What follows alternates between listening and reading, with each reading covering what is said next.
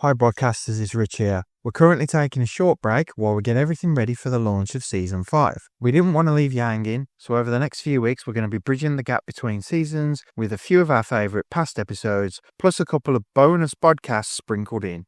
Today we're going back to our chat with the brilliant Aimee P, a devoted mom and a passionate runner who shares her incredible fitness journey. From tackling the London Marathon in honour of her brother's best friend to festive charity parkruns, complete with Christmas turkeys, it's an episode full of humour, inspiration, and a few unexpected stories that will have you smiling from start to finish. But before we get started, let's hear from the fantastic Nicola Barden, host of the brilliant Tis Yourself podcast. Are you looking for a new podcast to listen to? Why not try Tis Yourself? Hosted by me, Nicola Barden, I interview your favourite TV stars from shows like Brooklyn Nine-Nine, Friends, The OC, Scrubs, EastEnders, and many, many more. The likes of Tate Donovan told me about dating Jennifer Aniston, or what Matthew Perry was like on set, and you'll want to hear what Dan Florek had to say about SVU. So come find Tis Yourself. It's the best new podcast you've never heard of. It's the Middle-aged Bodcast. Getting older, but having some laughs. Welcome to the Middle-aged Bodcast with me, Raging Rich. And me, T.A. Shelano.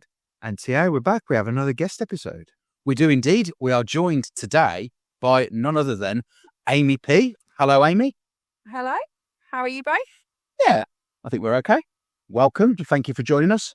Thank you for inviting me. Now, before we get into the episode, avid listeners of the podcast will know that I have been challenging Rich here over my Season 2 contract, which is that I would get a new chair that was more comfortable and more suitable for recording. And it has been a real challenge to make this happen.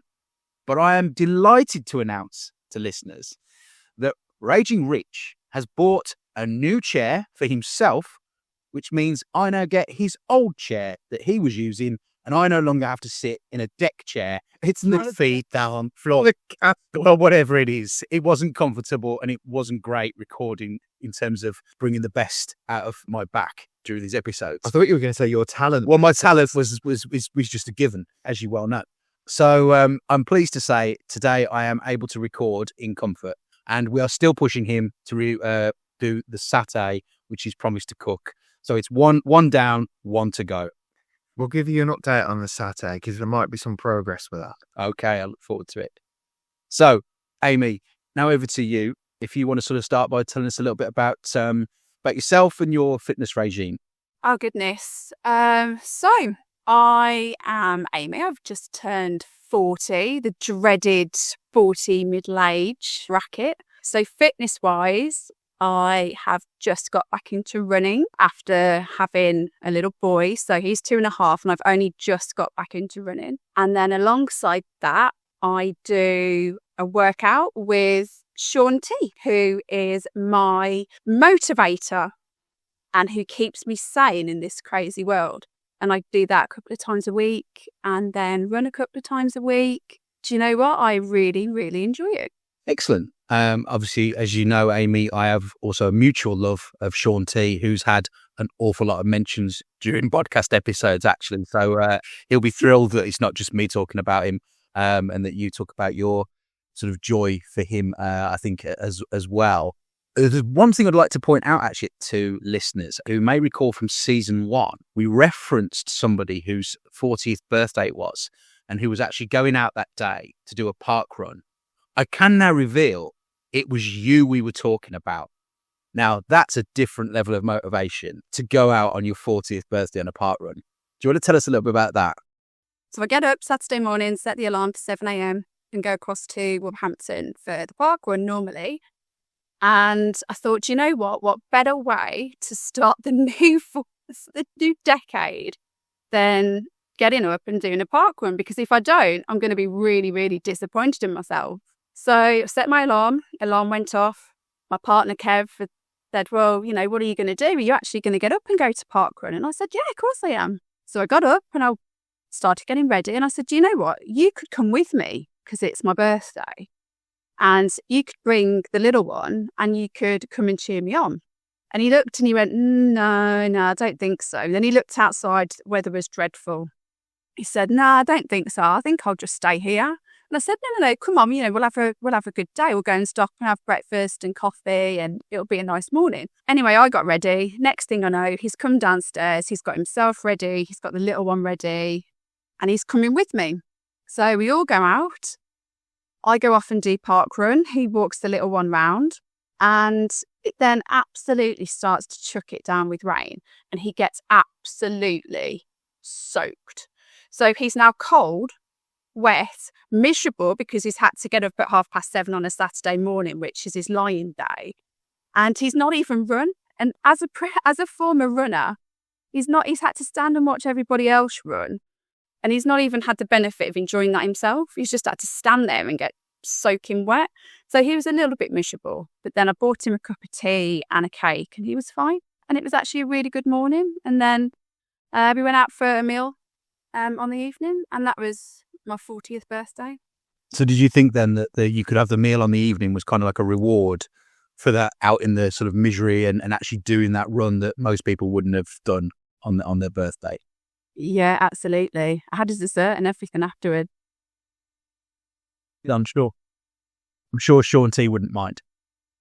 Well, Sean T has Donut Friday, doesn't he? So he allows himself donuts at least once a week.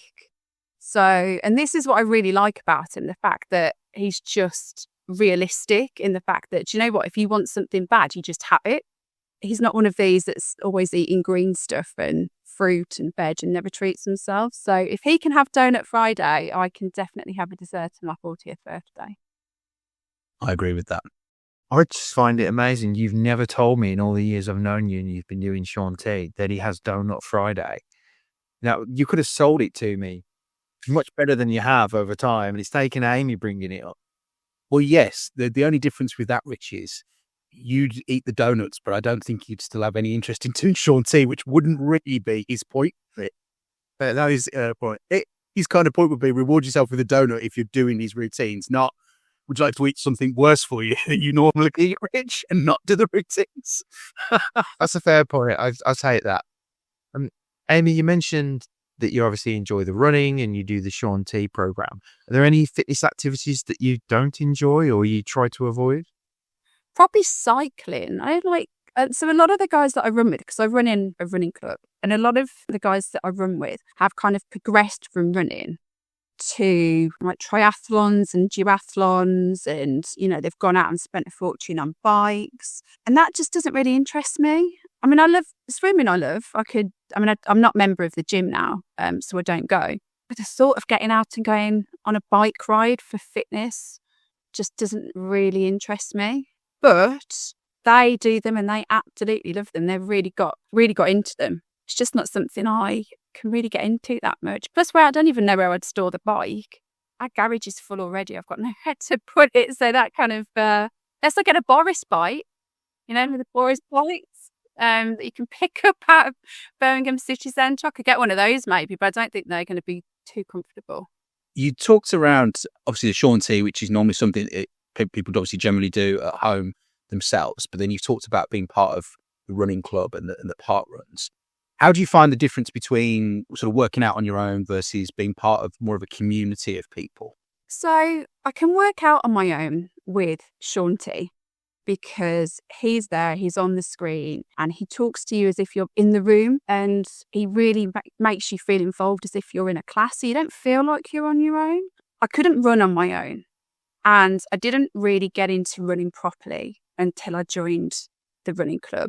And it's a free running club, so it's not one that I have to pay towards. And it's not a serious running club. It's just a lot of people that want to run and have a social side and just don't want to run on their own. And during lockdown, I did try to run on my own because obviously we couldn't run together, could we? So I did go out a couple of times and try, and I couldn't do it. It was boring. I just kept stopping, got no motivation. So that, I think, really was where Sean T came into his own, because that was where I started the insanity workout, which then led to me continuing his other workouts. But like I say, you just don't feel like you're on your own. You're obviously not in a gym class surrounded by other people, but you do feel like you're in a group when you watch him, because he does really involve you. But yeah, running's not an activity I could do on my own. That's been tried and tested, and I've fully failed at that. But I do really like the community side of it and the social side as well, especially on the cold winter nights. I mean, who wants to go out? I mean, this morning I failed. I didn't go to parkrun this morning. But I mean, who wants to go out with weather like this on their own to go and run a 5K? Nobody does, do they? But if you've got a group of friends, which is what they are now, then yeah, you'll go and just meet them and go to the pub afterwards and then go, you've done your 5K. I certainly can agree to a degree on the Sean T thing with you as well, about how you feel like you're in the room with him and the other people. And I know certainly during lockdown, we used to talk about it because we were unknowingly at the beginning both doing Sean T and then suddenly got mentioned. And then we've always become like kind of a half motivation of, have you done it today? Have you done it? You know, there is almost like that accountability. So I get your point, Ren, with being part of a club and a community is more inspiring then, that you want to do it because you're then seeing people, like you say, you see as friends, and it's more of a social thing. What impact do your fitness pursuits have on your mental health? Oh, it's huge, absolutely huge. And it's really noticeable when I don't do them. So pre-baby, I'd go out a lot and I'd run a lot and have the social side with the group. And then when it got to a point where I couldn't run when I was pregnant, and then afterwards, and I stopped running completely, it really, really knocked me because I would watch everybody else within the group go off and do their races and their runs, and I couldn't do that. I mean, I could go and walk with them, which I did to a point, but when I couldn't run, I really struggled, and I almost pulled away from the group. Well, I did pull away from the group because I was watching them succeed and, you know, do really well and do all these races, have these amazing weekends, and I wasn't part of it, which was my own fault. I've only got myself to blame for that. I really, really struggled. Obviously then with not doing the exercise comes weight gain, which gets you down even more. So I really, really found it hard. Since I've gone back and obviously got the social side again and I'm back exercising, and it just makes you feel so much better.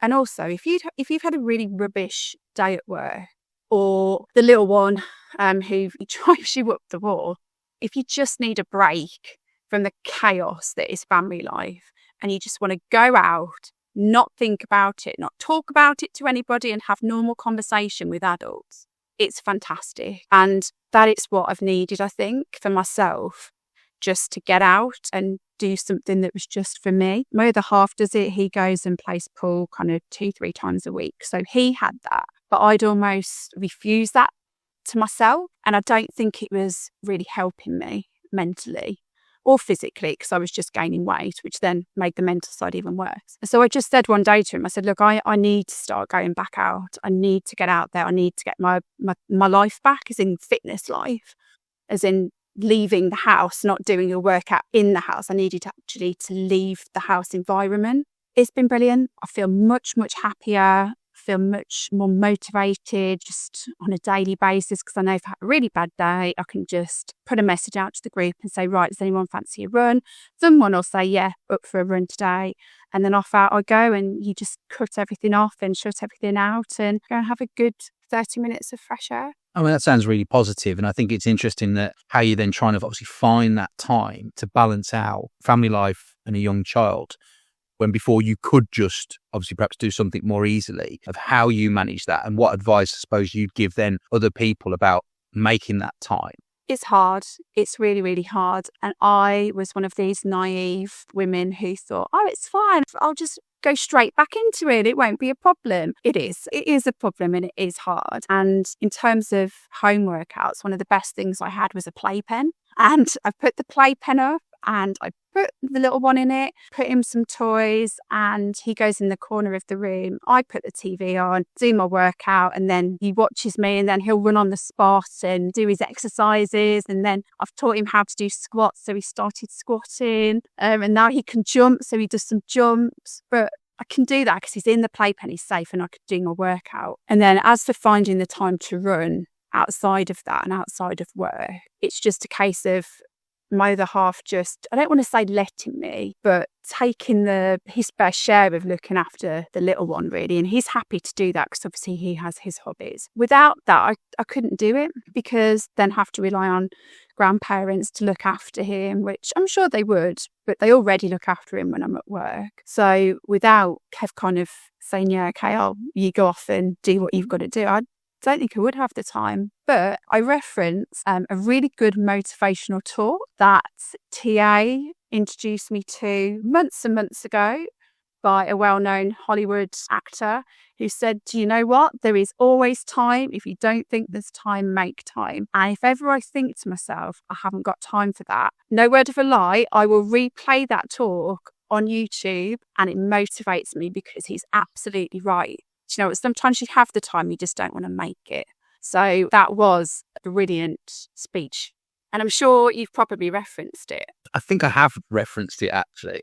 On a few different things as well. I think with who you're talking about. I don't know. We can name. There's no issue with naming him, is there really? But yeah, the 24 hours in a day, organize your day, which I think was a viral sensation. But also, I think there's other thing with some of Arnold's vision as well.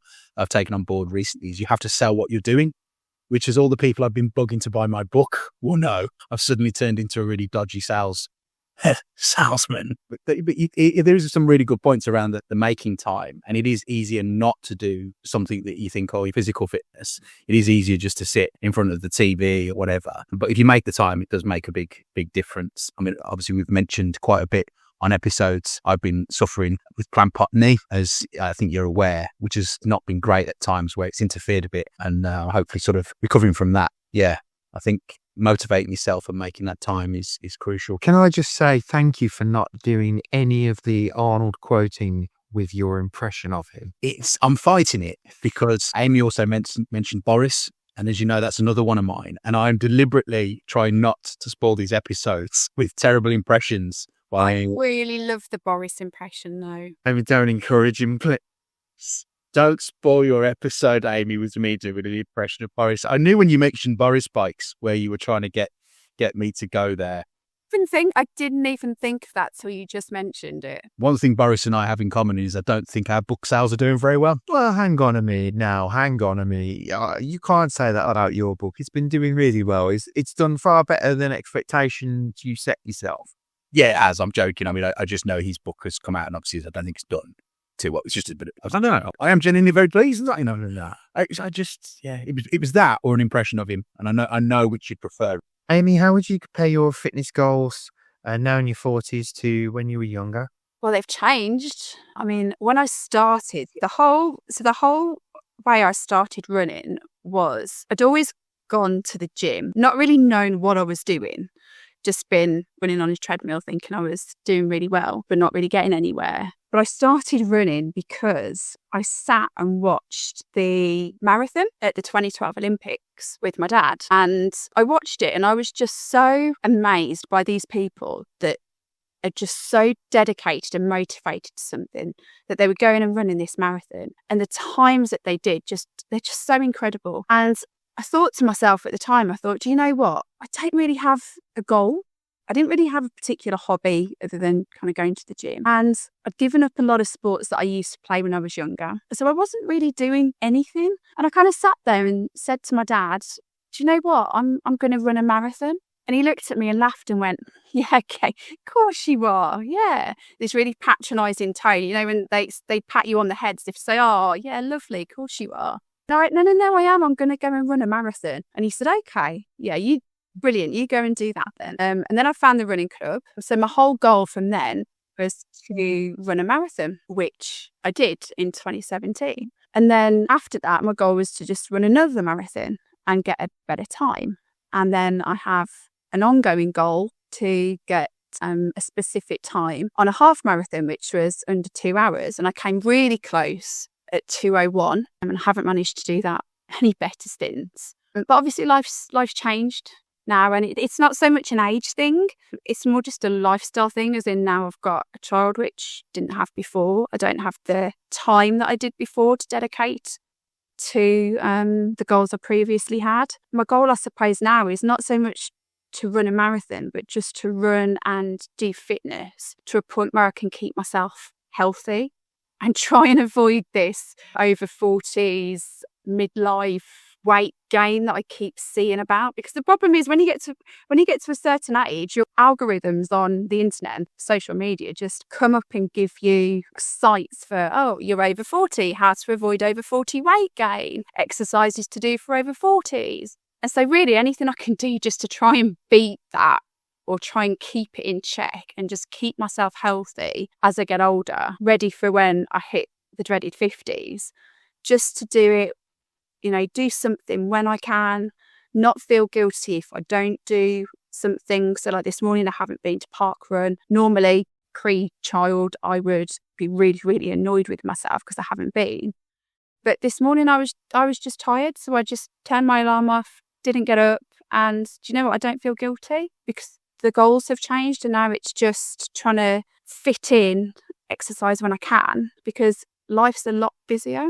It's trying to not make it too unrealistic where you think, I'm going to work out 5 times a week. And you think, no, you're not, because you've got work and you've got a child and you're not going to be able to do that. So it's just trying to keep myself fit and healthy and not stress myself out with the fact that I haven't done anything on a certain day. Excellent. I think it'd be interesting to know, you've obviously had degrees of fitness over time, and you've talked about obviously sort of pre-having the child and the running, all the different things.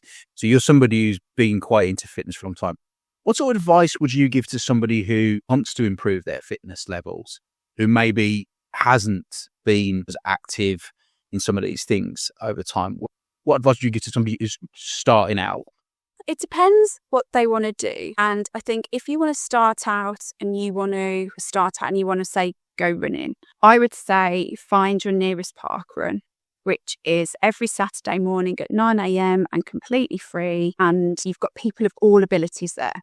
So I think if you wanted to go and you wanted to start out running, look for your nearest park run and start with that, and start slow and just be realistic with what you can do and how quickly you can do things. I mean, my sister's a prime example. So my sister doesn't really do a fat lot of fitness, but she wanted to come and do a run with me. So I said to her, okay, you don't have to run the whole thing. If you can only run for a minute out of that 5K, you can only run for a minute, but that's a minute that you wouldn't have run if you hadn't have come. So she might just walk it. And that is a great way to start. If you can't run, just go out for a walk and then build it up slowly, or download the NHS Couch to 5K app, which is fantastic and another great way to get back into running. If running's not your bag, which it isn't for a lot of people, it's some people's worst nightmare. If you can afford, to go to a gym and sign up for a gym, I would do that and start with classes, or get one of the gym's PTs to sit with you and do a workout plan for you.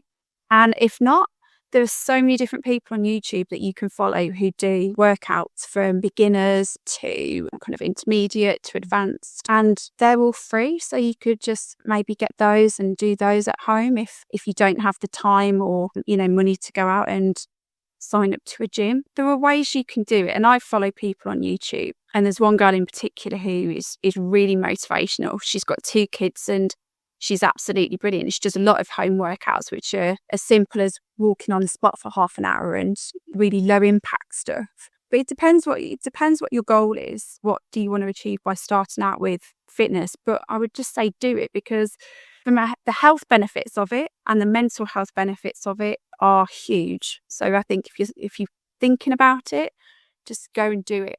Just go and do it and see how you get on. Now, I think at this point, we also will bring in, I'm sure you mentioned that one of these runs with Christmas on the horizon involves a turkey. Tell us something about that. This is the run that my sister's doing with me tomorrow. So I did it last year, and it's a 5K. It's a charity 5K, and you do it and then you get a turkey at the end of it. A proper turkey, not like a plastic turkey, like an actual turkey. And I did it last year, and my mum had already got our Christmas turkey on order, so we didn't have it for Christmas. We ate it at Easter, and it was really, really nice. So I was telling my sister and my mum, I said, right, Mum, I'm doing this turkey run again. You need to make space in the freezer for this turkey. And she thought, oh, God, not again. How am I going to make space in? She's got 3 freezers. I was like, well, you've got 3 freezers. You can find space in one of your 3 freezers, surely. So she's made a space.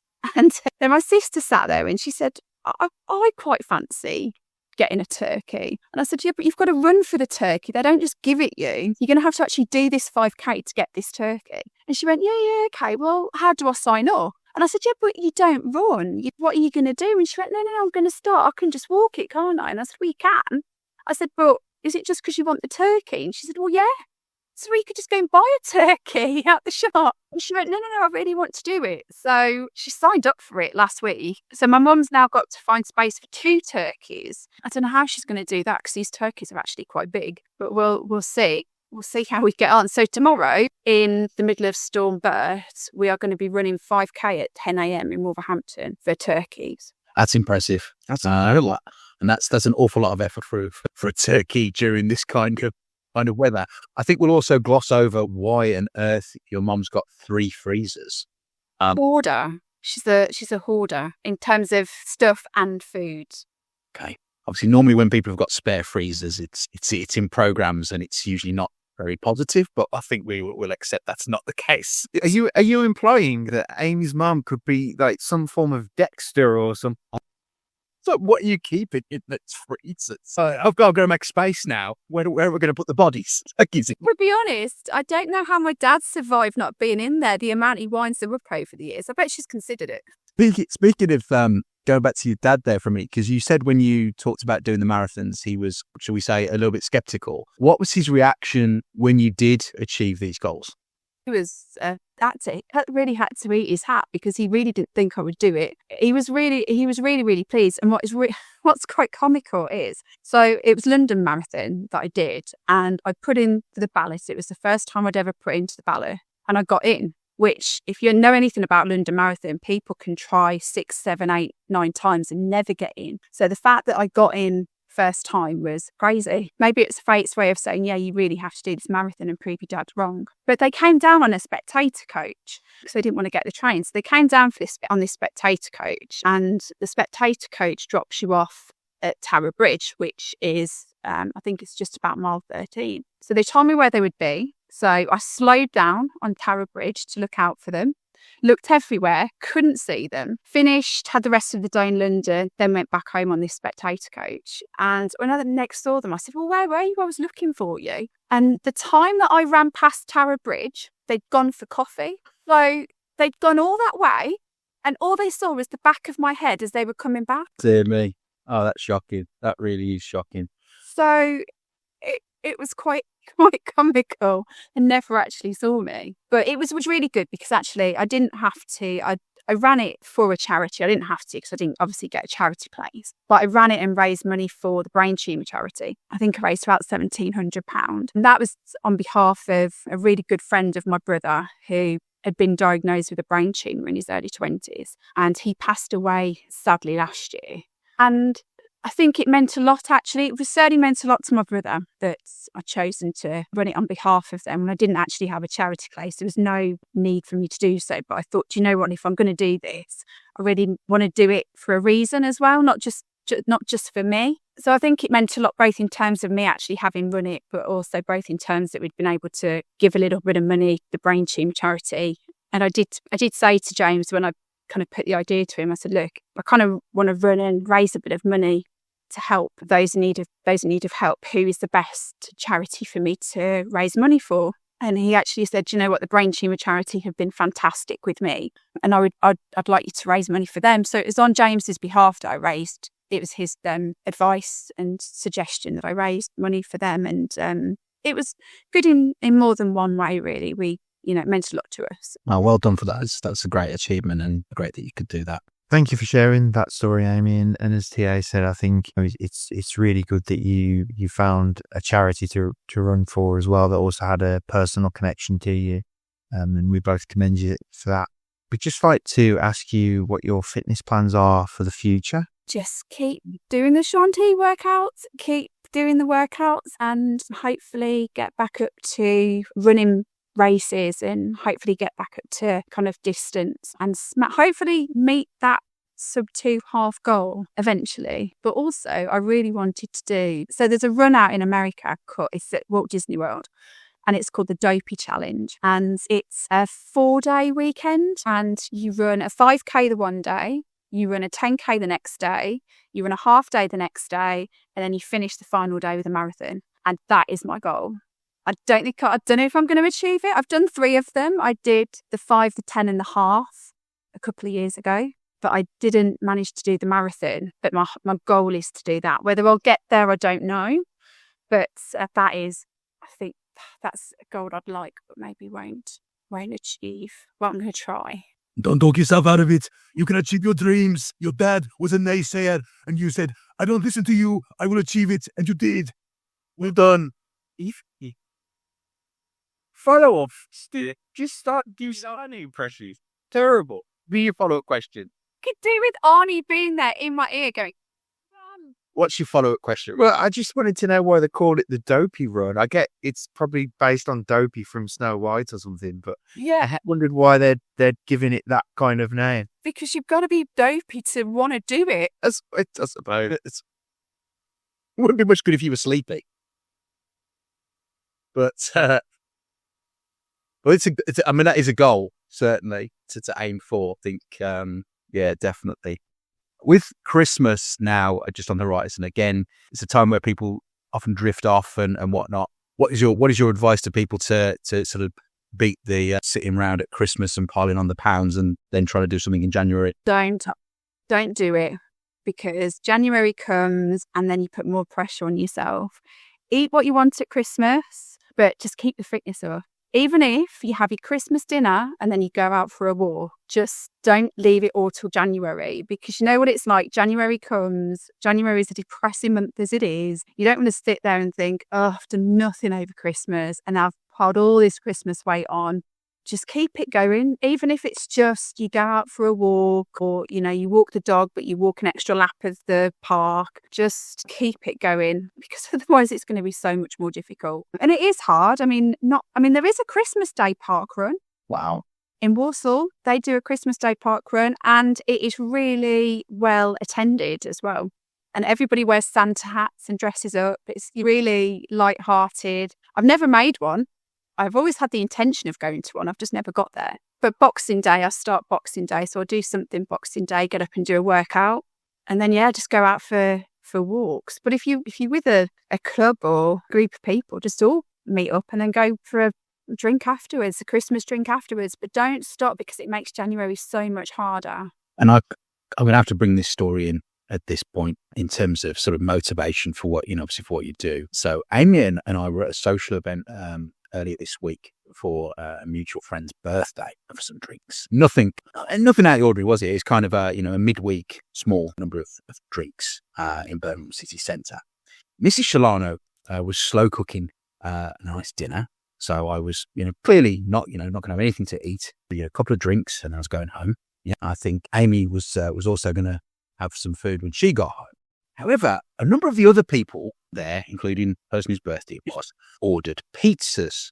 And I have to say, they did look particularly good. And one of the people, who should remain nameless, tore off a slice, put it on a napkin, and put it right in front of me and went, go on. And all I had burning at me was Aimee P going, don't do it. Sean wouldn't be happy. Don't do it. You'll feel worse. It was like, I feel sorry for a little boy. The life he's going to have, honestly, growing up of this. He's going to be, put it down. You can see it coming. But it was this moment where I'm like, you eat it sort of thing. No.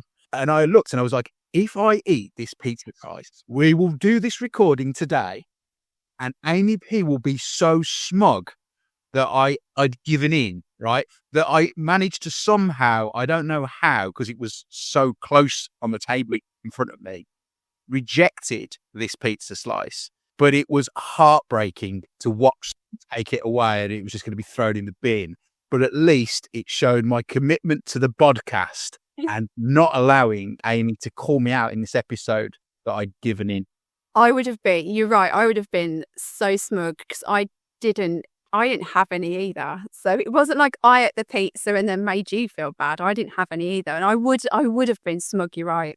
I'm sorry though, because it did really look good pizza. And when they first brought it out, it smelled amazing. And it was so hard. It was so hard not to have a piece. They'd all got pizzas around us. It's like everywhere you looked were people Right. eating pizzas. We need you two to stop talking about pizza. So, Aimee, I don't know if TA has told you about the fact that I do love pizza, partly due to the fact that at the age of almost 43, I'm still obsessed with the Teenage Mutant Ninja Turtles. And it's littered around this office where we're recording. You know, I even have a mouse mat that's got the Teenage Mutant Ninja Turtles. We deliver pizza written on it. I would not have refused the pizza. I would have been ordering one, probably going back home and going, I'll still have what was in the slow cooker, but I've had a bit of pizza. Yeah, why not? I'm glad you said it, because I was going to say there's no way if you'd been there that you'd have rejected the pizza slice. No way. I did say at one point I could have probably easily eaten the pizza and I would have still gone home. But there was a sort of feeling of, okay, this is the kind of level of motivation you and I need to get to in the podcast. I don't think I can turn pizza down to you. I'm sorry. It was the competitive streak in you, though, because you looked and you were like, I can't eat that pizza because Aimee hasn't eaten the pizza, and if I eat it, I'll have lost. And it was that determination. You could see it in your face. You really wanted that pizza, but you really didn't want to lose. It was just your constant, don't do it, you'll regret it. It was just like, yeah, I will. Because it was when I just went, just think how disappointed you're going to be in yourself once you've eaten it. Said like a mum. Not angry, just disappointed. It's the one, yeah. Well, thank you for joining us today, Aimee. It's been really good chatting with you. Really enjoyed it. And we are going to do the wrap-up. We do have a bit of a tradition now, don't we, with guest episodes, where we basically leave the final word of the episode goes to the guest. It's just like a final reflection of what you'd like to say, wrapping up your episode. Oh my goodness, what to say? Do you know what? I think as I've got older and I look back on what I've done in terms of fitness and keeping healthy, and there's so much I could have done more of. But looking forward, got to keep yourself physically and mentally fit. And life's hard, and if you can have a brief escape from it, a brief escape from kids, work, whatever, just have a bit of time to yourself. Just, if nothing else, just go for a walk. Fantastic. Thank you very much. Thank you for being here today. Thank Goodbye. you. One more middle-aged podcast in your life? Of course you do. Follow us on social media for behind-the-scenes stuff, extra larks and all our latest updates. We're on Instagram and Threads at Middle-aged Bodcast. Facebook's easier. Just head to facebook.com/middle-aged podcast. If you're still hanging on to Twitter or X or whatever it's called now, we're at Middle-aged Bodcast. And if you're on Blue Sky, it's at middleagedpodcast.bsky.social. Or you can swing by our website, middleagedpodcast.co.uk. Give us a follow and stay in the loop. Cheers for listening. Two best mates here to take you to stand. Rich and T.A. got your health in the hands. Williams, laughs and tales they tell. For beats and nights, the workouts, they're keeping it real. Oh, it's the middle-aged